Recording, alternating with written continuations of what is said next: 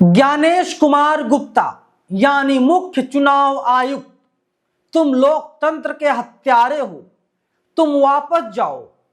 पश्चिम बंगाल में रहने का तुम्हारा कोई हक नहीं है।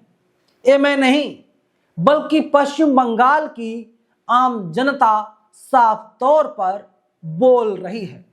दरअसल 3 दिन के दौरे पर ज्ञानेश कुमार गुप्ता पश्चिम बंगाल गए हुए हैं और वहां पर ज्ञानेश कुमार गुप्ता को काले झंडे दिखाए गए, गो बैक के नारे लगाए गए।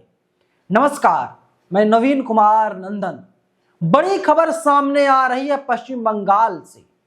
वहां पर इसी साल के अगले कुछ महीनों में विधानसभा के चुनाव होने वाले हैं और पूरा जो इकोसिस्टम है भारतीय जनता पार्टी का, वो अपने काम पर जुट गया है।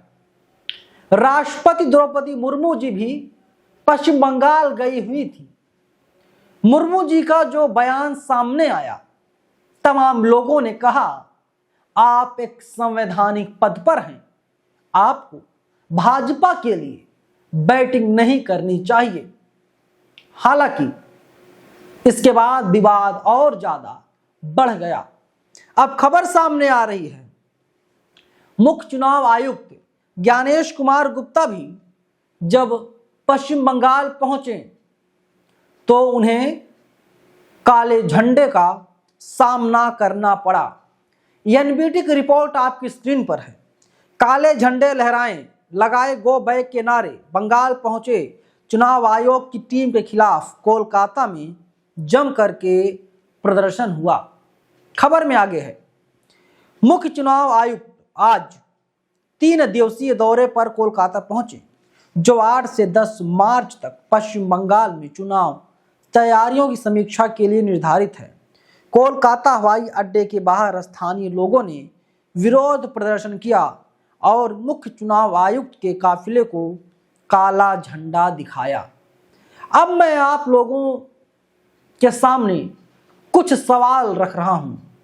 मुख्य चुनाव आयुक्त का काम क्या होता है? मुख्य चुनाव आयुक्त का काम है ईमानदारी से, पारदर्शिता से चुनाव करवाए और जनता अगर बैलेट पेपर की मांग कर रही है तो बैलेट पेपर से चुनाव करवाया जाए। अगर जनता ईवीएम से मांग कर रही है कि ईवीएम से मतदान करवाया जाए तो चुनाव आयोग को ईवीएम के जरिए मतदान करवा देना चाहिए। लेकिन भारत में ऐसा नहीं हो रहा है।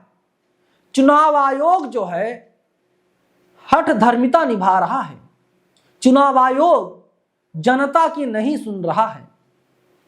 तो आप अंदाजा लगाइए, जब चुनाव आयुक्त और चुनाव आयोग ऐसे काम करेंगे तो जाहिर सी बात है जनता का तिरस्कार झेलना तो पड़ेगा।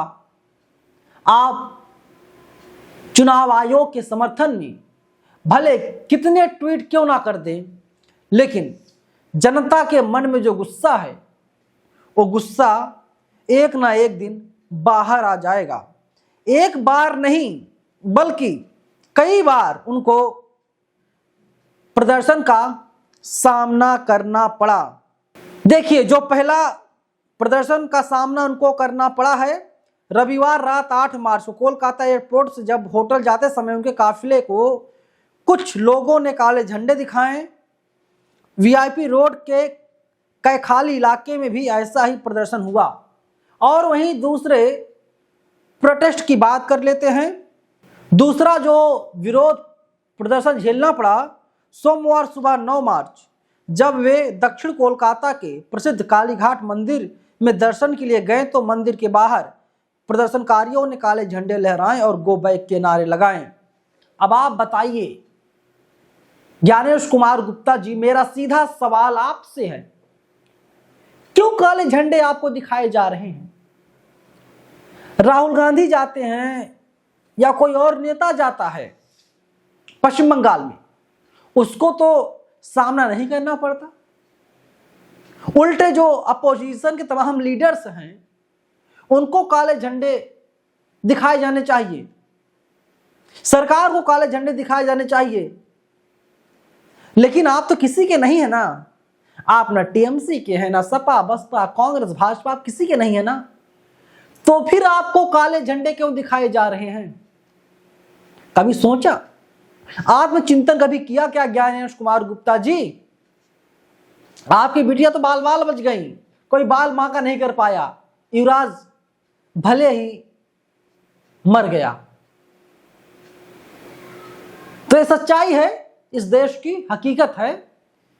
चुनाव आयुक्त के ऊपर से, चुनाव आयोग से अब लोगों का भरोसा लगातार उठता जा रहा है और बड़ी बड़ी बातें की जा रही हैं चुनाव आयोग की तरफ से। मांग एक ही है, बैलेट पेपर चुनाव करवाए जाए, ईवीएम का खात्मा किया जाए, लेकिन ज्ञानेश कुमार गुप्ता जी सुनने के लिए तैयार नहीं है। फिलहाल क्या कहेंगे आप लोग पूरी वीडियो पर कमेंट बॉक्स में लिखिएगा और साथ ही बामसेफ न्यूज़ को तुरंत सब्सक्राइब कर लीजिए। शुक्रिया।